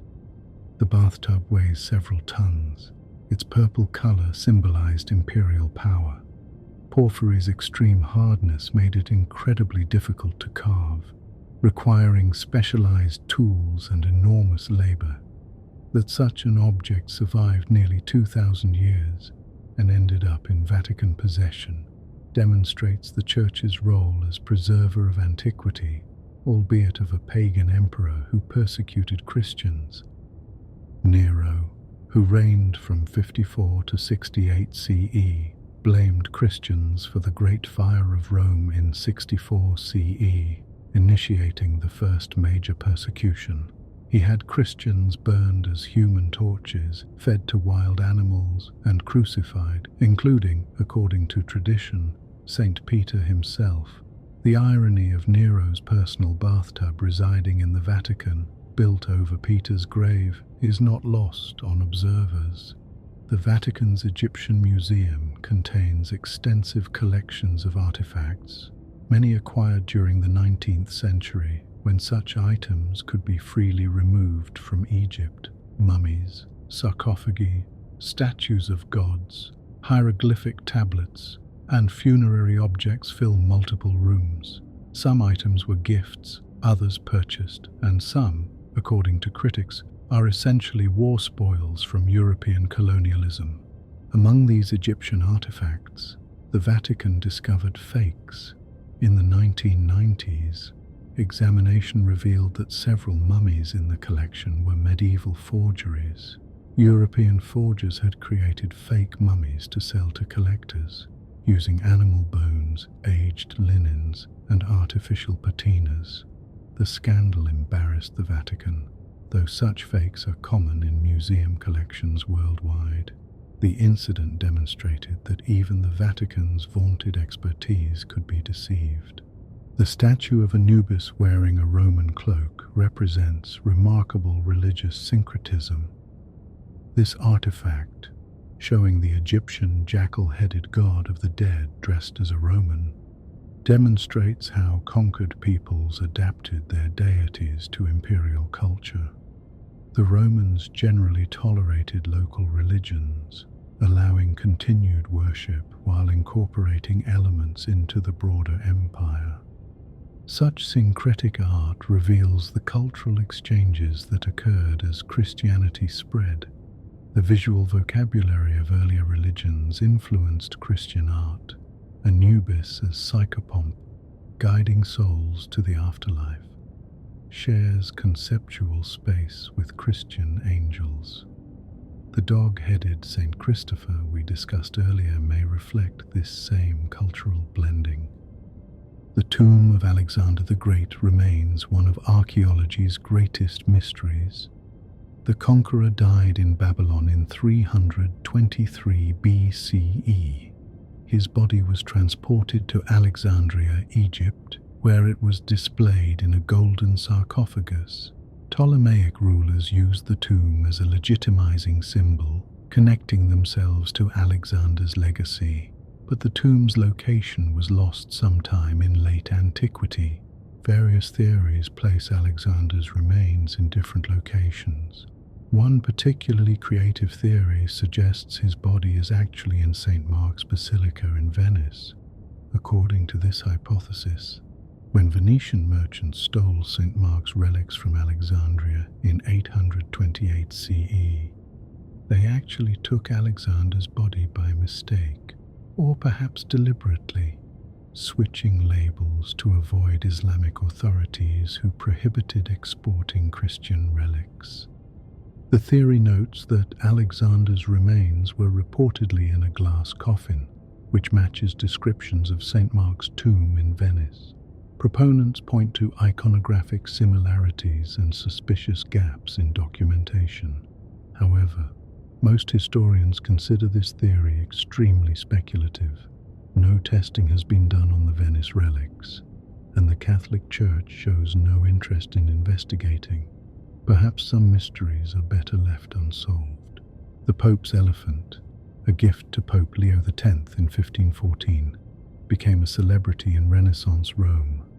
Named Hanno, the elephant was presented by King Manuel I of Portugal, part of a diplomatic mission showcasing Portugal's expanding empire. Hanno lived in the Vatican for about 3 years, participating in ceremonies and entertaining the papal court. The elephant's death in 1516, possibly from complications after being given a laxative containing gold, deeply saddened Pope Leo VI. The Pope commissioned Raphael to paint a memorial fresco and composed a Latin epitaph mourning Hanno's death. The incident reveals the Renaissance papacy's secular concerns, treating exotic animals as status symbols, prioritizing spectacle and entertainment. Hanno's skeleton was reportedly buried in the Vatican gardens. In 1962, bones discovered during construction were initially thought to be Hanno's, but analysis proved inconclusive. Whether Hanno's remains still rest somewhere in the Vatican, or were long ago lost or discarded, remains unknown. The story stands as a quirky footnote in papal history. The devil's face hidden in Giotto's fresco in Assisi has intrigued visitors for centuries. In the Basilica of St. Francis, if you look carefully at the cloud formations in one of Giotto's frescoes, a demonic face appears. The profile shows a hooked nose, sunken eye, and malevolent expression. Whether Giotto intentionally painted this face, or its pareidolia, seeing patterns in random shapes, remains debated. Some art historians argue Giotto deliberately included the hidden devil, representing evil's presence even in sacred spaces.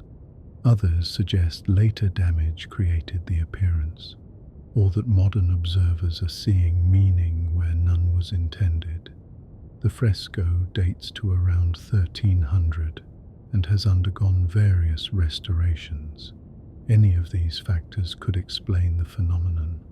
Similar hidden images appear in other religious art. Some artists included self-portraits, political commentary, or inside jokes in their commissions. The Sistine Chapel ceiling contains numerous alleged hidden images, from anatomical diagrams to occult symbols. Whether Michelangelo intentionally encoded such meanings, or viewers are projecting modern interpretations onto Renaissance art, varies by case. The Museum of the Holy Souls in Purgatory, located in Rome though not technically part of the Vatican, houses alleged evidence of souls in purgatory contacting the living.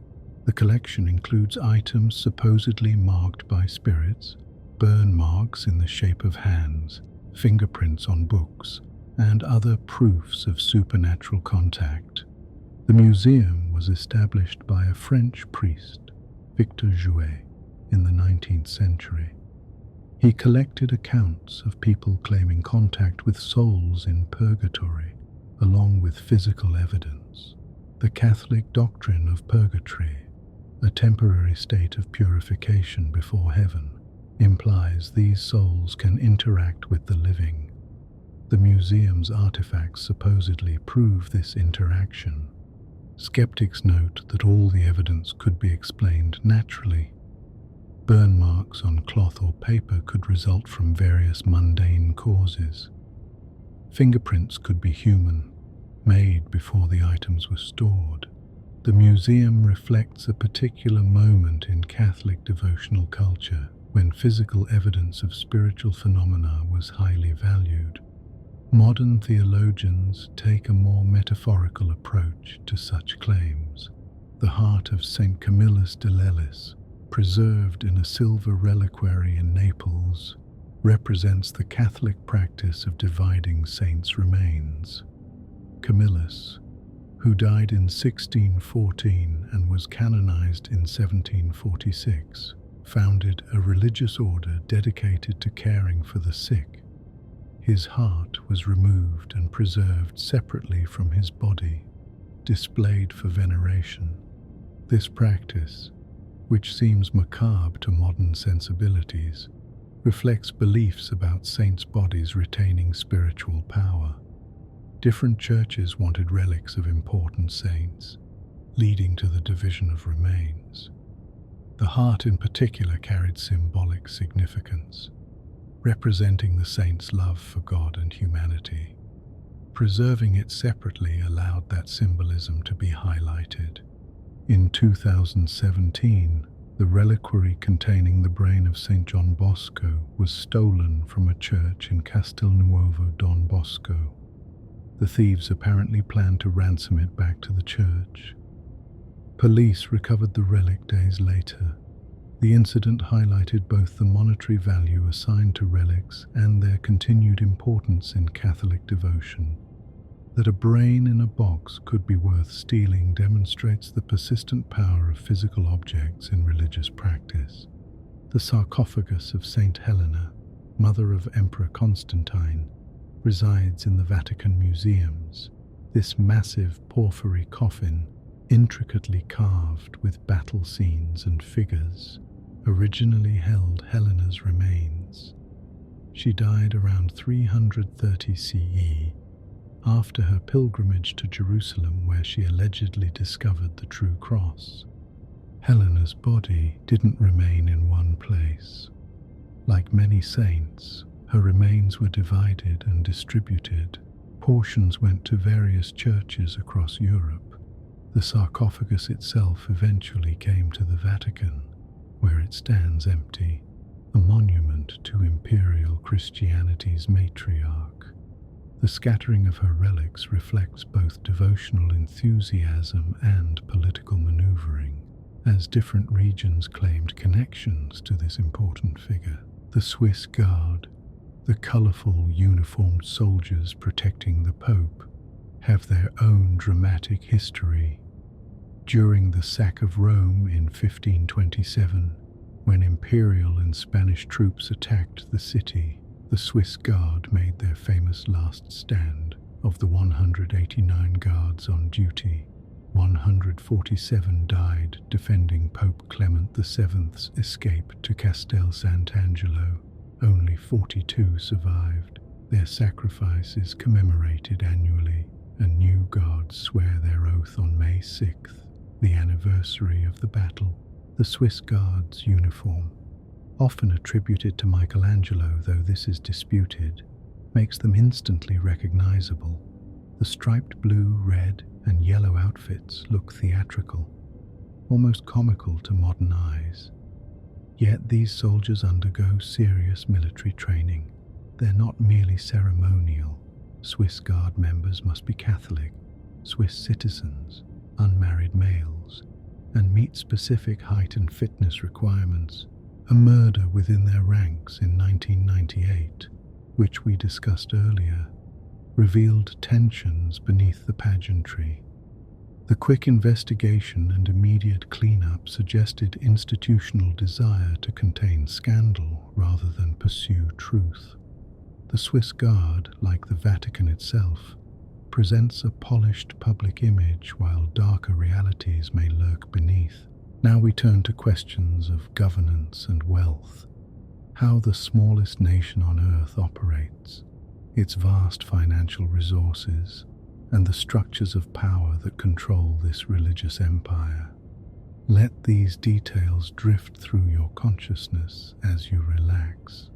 The Roman Curia, the administrative apparatus of the Catholic Church, forms a complex bureaucracy that rivals any government.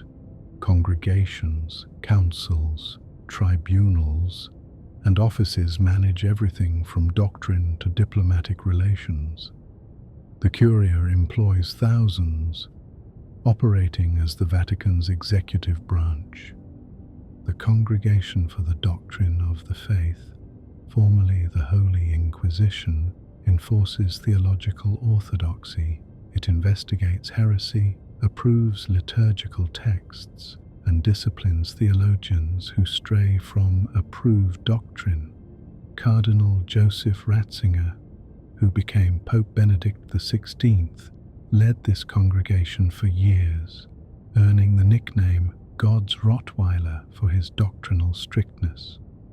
The Secretariat of State functions as the Vatican's foreign ministry and internal administration. The Secretary of State, second only to the Pope in authority, oversees diplomatic relations with nations worldwide. The Vatican maintains diplomatic ties with most countries, exchanging ambassadors and conducting international relations like any sovereign state. This diplomatic network provides information and influence far beyond the Vatican's tiny territory. The Vatican Bank, officially the Institute for Religious Works, manages investments and accounts for religious orders, clergy, and Vatican employees, founded in 1942, supposedly to safeguard church assets during World War II. The bank has been repeatedly implicated in scandals, money laundering, connections to organized crime, and questionable investments have plagued its reputation. The bank operates with minimal transparency. Its sovereign status means it's not subject to normal banking regulations. International efforts to combat money laundering have pressured the Vatican to reform, but progress remains slow. The bank claims to serve only religious purposes, but critics note its convenient utility for moving money across borders without scrutiny. Peter's Pence, the annual collection from Catholics worldwide intended for papal charities, has become controversial. Investigations revealed that much of this money goes not to charity but to cover Vatican budget deficits and investments. Millions of dollars in Peter's Pence were used to invest in luxury London real estate, generating accusations of financial mismanagement and betrayal of donor intent. The Vatican's total wealth remains difficult to assess. Real estate holdings across Rome and globally, art collections of immeasurable value, gold reserves, stocks, bonds, and other investments create a vast portfolio. Estimates range from tens of billions to hundreds of billions of dollars. The Vatican publishes limited financial information, making independent verification impossible. The contrast between this wealth and Catholic social teaching creates obvious tension. Jesus taught that it's easier for a camel to pass through a needle's eye than for a rich person to enter heaven. He told followers to give to the poor, to store treasures in heaven rather than on earth. Yet the institution claiming to represent him accumulates and guards vast material wealth. Defenders argue the wealth serves the Church's mission, funding charitable work, supporting parishes, maintaining historic buildings, preserving art, but critics note that a fraction of Vatican wealth could end poverty in entire regions. The choice to maintain vast reserves while millions of Catholics struggle reveals institutional priorities. The Vatican's economy operates on multiple levels. Tourism provides significant revenue. Millions visit annually, paying entrance fees to museums, buying souvenirs, and making donations. The Vatican also profits from publications, stamps, coins, and other commercial activities. These revenue streams help offset operating costs. Additionally, dioceses worldwide send money to Rome, called cathedra tax, supplementing Vatican income. Religious orders contribute portions of their assets. Wealthy Catholics make substantial donations, sometimes in exchange for honors like papal knighthoods. These financial flows create a global economic network centered in Vatican City. The Vatican's investments span multiple sectors and countries. Real estate, stocks, bonds, and various financial instruments diversify the portfolio. Some investments have proven controversial.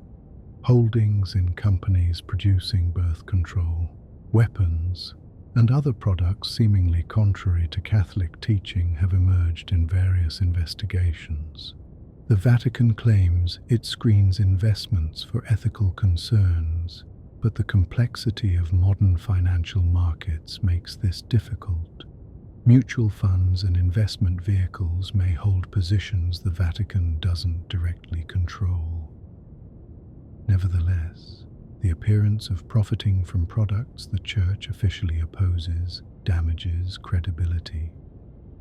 Vatican City's unique status as the world's smallest nation, covering only 110 acres, creates interesting legal and practical situations.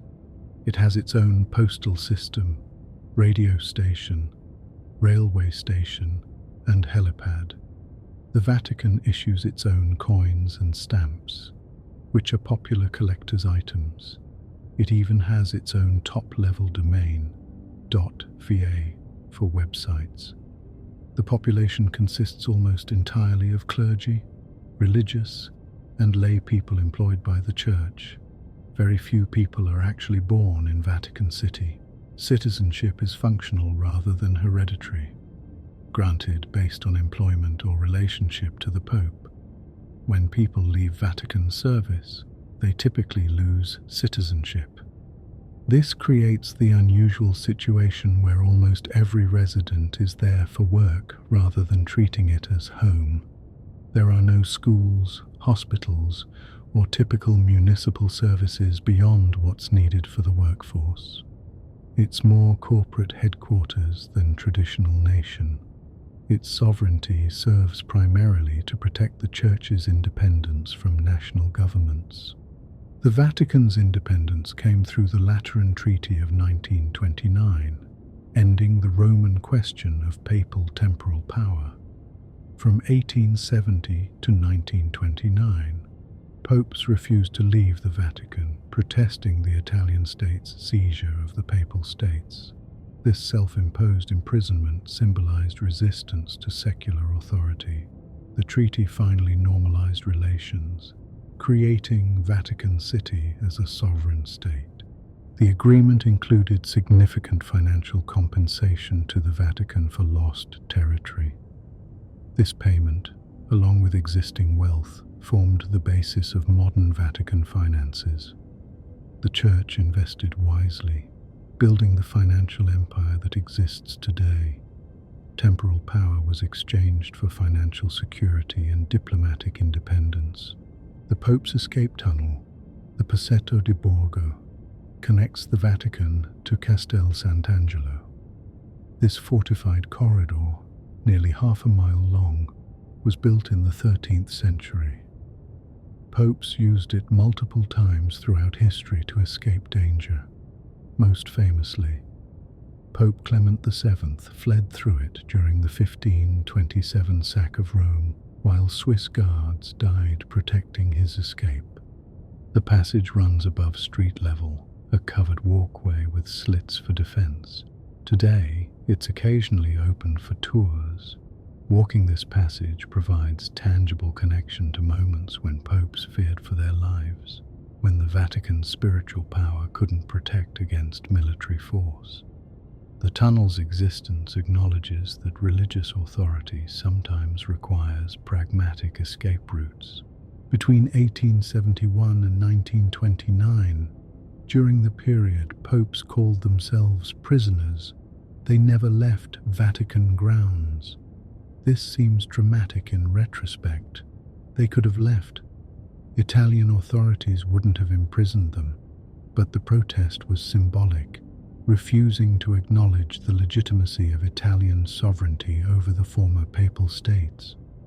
This stubbornness delayed reconciliation for nearly 60 years. During this period, Catholics were forbidden from participating in Italian politics, creating tension between religious and civic duties.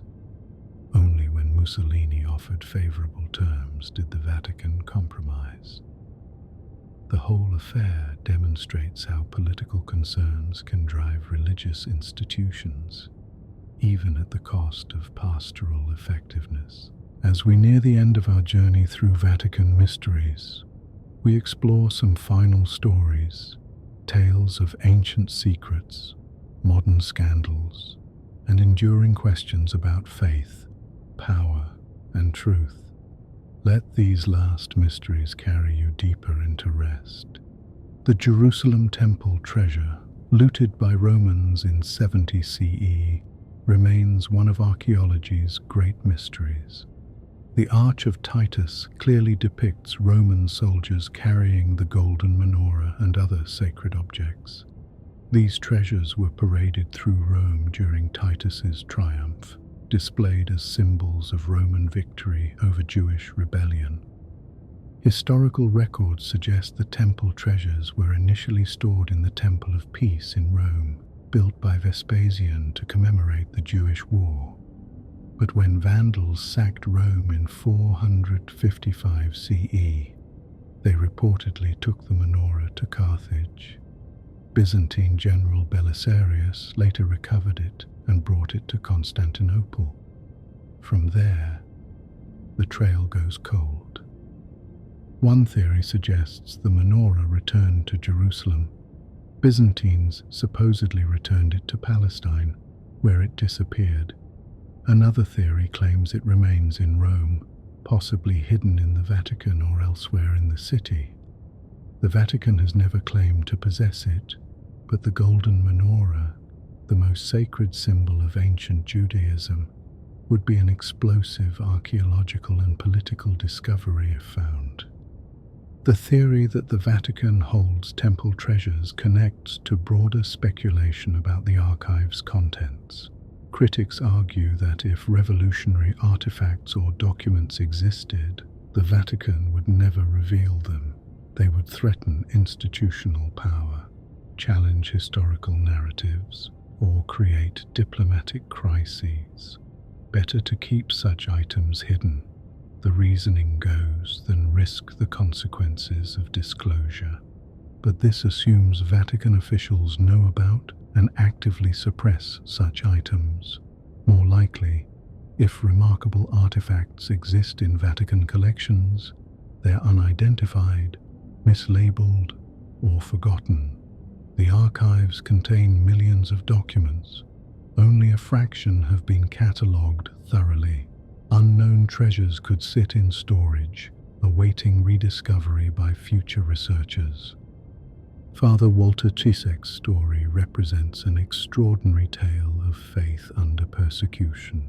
This American Jesuit priest entered the Soviet Union in 1940, disguised as a worker, intending to minister to Catholics in territory closed to religious activity. Soviet authorities arrested him, accused him of being a Vatican spy, and sentenced him to 15 years in Siberian labor camps. Cizek survived the gulags, maintaining secret ministry despite enormous risk. He celebrated Mass using smuggled materials, heard confessions, and provided spiritual guidance to fellow prisoners. After 15 years, he was released but required to remain in the Soviet Union, working in Siberia while continuing underground pastoral work. Only in 1963, 23 years after entering the country, was he finally allowed to return to America. His memoirs, With God in Russia and He Leadeth Me, describe his experiences and spiritual insights. Cizek's story demonstrates that Vatican activities extend far beyond public knowledge. Secret missions, underground churches, and covert operations have always been part of Catholic strategy in hostile territories. Not all Vatican secrets involve corruption or conspiracy. Some involve remarkable courage. The question of humanity's earliest religious beliefs touches on deep questions about consciousness and spirituality. When did humans first conceive of gods, afterlife, or transcendent meaning? Evidence suggests religious behavior emerged very early. Neanderthals buried their dead with apparent ritual, suggesting beliefs about death and perhaps afterlife. Homo erectus, living over 1 million years ago, shows possible evidence of symbolic behavior, though interpreting archaeological remains from so long ago requires caution. The Vatican's position on human evolution has evolved significantly. While once opposed to Darwin's theories, the Catholic Church now accepts evolution as compatible with Christian theology. Pope Francis has stated that God is not a magician with a magic wand, and that evolution doesn't contradict creation. This represents significant theological development, accommodating scientific consensus while maintaining religious meaning. The relationship between science and faith, once portrayed as inevitable conflict, has proven more nuanced. Many scientists are religious.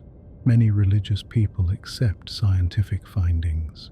The Vatican Observatory's work, Jesuit scientists' contributions, and papal statements accepting evolution and the Big Bang demonstrate that religious institutions can adapt to new knowledge. The mysteries of Saint-Sulpice Church in Paris gained fame through the Da Vinci Code. Dan Brown's novel suggested the church held secrets about Jesus and Mary Magdalene, that its architecture contained coded messages, and that the rose line marked on its floor was the true prime meridian. These claims are fiction. The church displays a sign debunking the novel's assertions.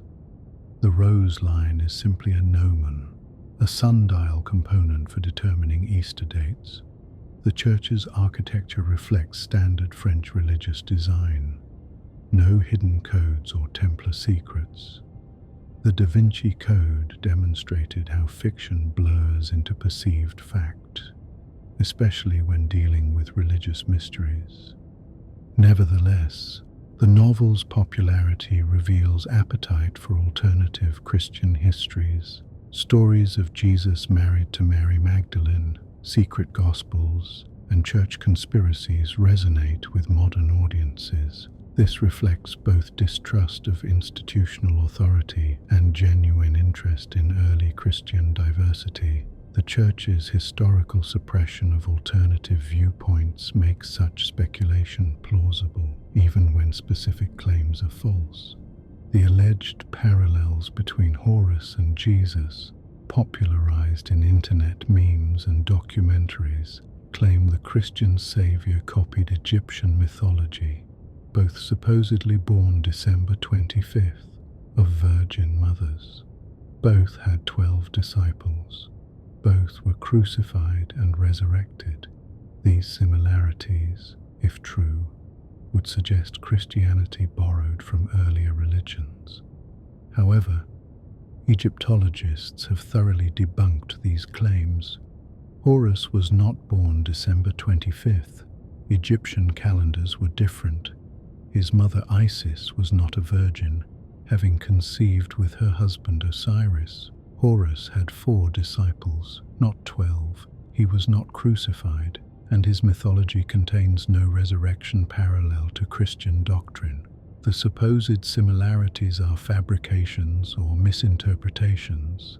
This doesn't mean Christianity developed in isolation. Religious ideas spread and interact.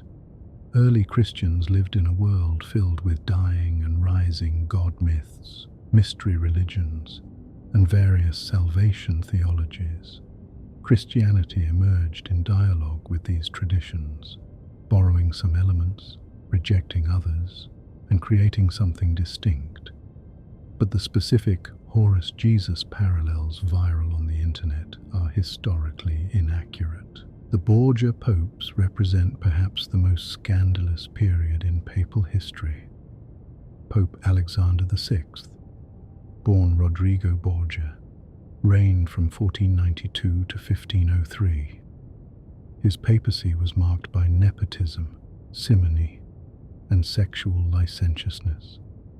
He fathered multiple children, including the infamous Cesare and Lucrezia Borgia, and used his position to advance their political careers. The Banquet of Chestnuts in 1501 exemplifies the Borgia court's debauchery. According to contemporary accounts, including the diary of Papal Master of Ceremonies Johann Burchard, the Pope hosted a party featuring naked courtesans picking up chestnuts from the floor, followed by public sexual acts. Guests competed in sexual activity, with prizes awarded to those demonstrating most vigor. Some historians question whether this event occurred as described. Burchard's account might exaggerate or conflate multiple events. Anti-Borgia propaganda was common, but even allowing for exaggeration, Alexander VI's court was notorious for corruption and immorality. His papacy represents the Renaissance papacy at its worst, more concerned with political power and personal pleasure than spiritual leadership. The Cadaver Synod of 897 CE represents another bizarre papal scandal. Pope Stephen VI, apparently holding grudges against his predecessor, had the corpse of Pope Formosus exhumed 9 months after death. The body was dressed in papal vestments, propped on a throne, and put on trial. A deacon was appointed to speak for the corpse in its defense. The Synod found Formosus guilty of multiple charges, including perjury and illegally assuming the papacy. As punishment, his papal blessings were declared invalid. The 3 fingers of his right hand used for blessings were cut off, and his body was stripped of its vestments, thrown into the Tiber River. The grotesque spectacle demonstrated the political violence and instability of medieval papacy. Stephen VI himself was later deposed and strangled in prison. Formosus's body was eventually recovered from the river and reburied. Later popes annulled Stephen's trial and restored Formosus's reputation. The entire affair illustrates how papal politics could descend into madness, driven by faction, revenge, and power struggles having little to do with religious leadership. Homosexuality in the Vatican, documented in Frederick Martel's book In the Closet of the Vatican, examines the significant gay presence within church hierarchy. Despite official condemnation of homosexual acts, Martel's research suggests many clergy, including high-ranking officials, are gay. Some estimates suggest 80% of priests in certain Vatican offices are homosexual. This creates profound hypocrisy. The Church teaches that homosexual acts are sinful, while many of its officials are themselves gay. Some closeted prelates, Martel argues, become the loudest condemners of homosexuality, projecting their self-hatred outward. This dynamic contributes to the Church's dysfunctional approach to sexuality, unable to honestly address realities within its own ranks. The culture of secrecy surrounding sexuality enables abuse, when celibacy is impossible for many, and homosexuality must be hidden. Various outlets emerge. Some remain celibate despite orientation, others maintain discreet relationships, and some prey on vulnerable individuals, including minors. The system's dishonesty about sexuality creates conditions for exploitation. Reform would require acknowledging these realities, potentially reconsidering both celibacy requirements and teachings on homosexuality. But such changes face enormous resistance from conservative factions. The result is continued denial, hypocrisy, and harm. The institution cannot address what it refuses to acknowledge.